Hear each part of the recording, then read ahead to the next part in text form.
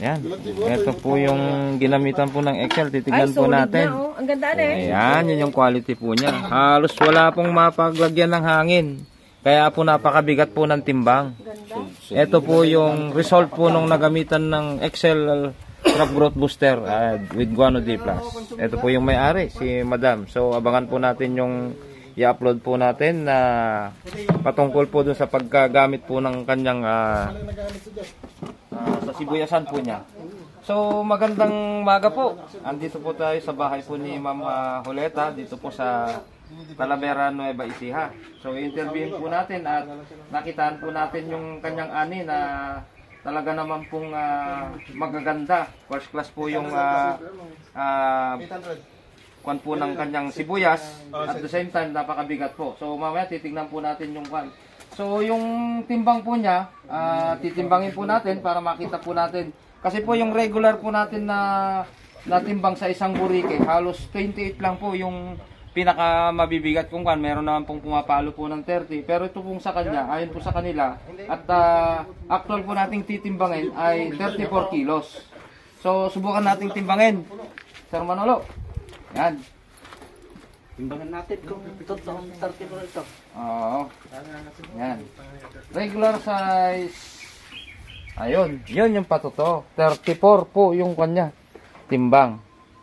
Ayan po. Yan. So napakagandang result.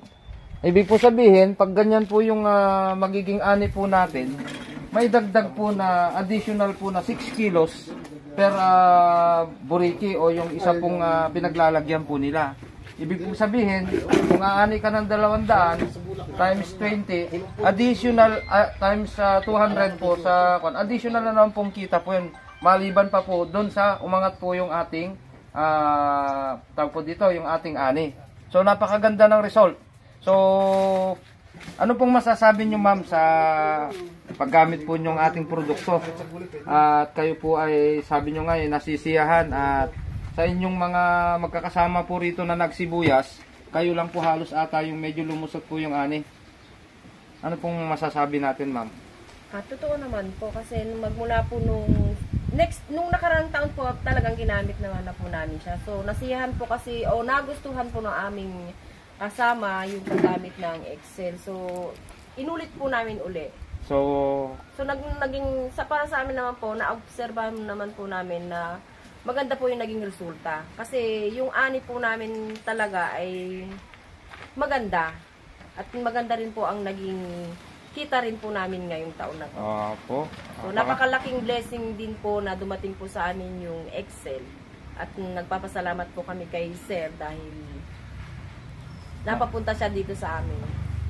Okay, salamat po ma'am. So sa tingin nyo po ba, continue po rin po natin na sa mga susunod po na pagtatanim po natin, yan po rin po yung gagamitin natin, di po ba? Sa tingin ko po ay uulitin pa ulit namin. Gagamitin pa rin po namin ulit itong Excel. Ayun. Hanggat nakikita namin umaganda at kumikita kami, ay hindi namin po siguro siya titigilan. May pwede po ba kayong maging mensahe po sa mga gumagamit ay sa mga nagtatanim po ng sibuyasan o sa mga vegetable? Baka may gusto po kayong sabihin po sa kanila. Siguro po sa mga iba na hindi pa po nasubukang gumamit ng Excel, subukan nyo pong gamitin tong Excel at hindi po mapapahiya ang Excel po sa inyong mga taniman. Ayun. So isang patutuo na naman po sa gumamit po ng ating produkto. At sa mga susunod po na panahon, madadalaw din namin po kayo. Malay po nyo, kayo po yung susunod po na kikita at madadagdagan na naman po yung ani po ninyo. So, yung pong mensahe po ni ma'am, subukan po nyo para mabahagian din po kayo ng blessings na tulad po yung nakakon po nila ngayon, nararanasan po nila. So, yun lang po. Marami pong salamat. Good day sa mga ka-farmers po natin. Dito po yung Green World Agri Solution na kaagapay po ninyo.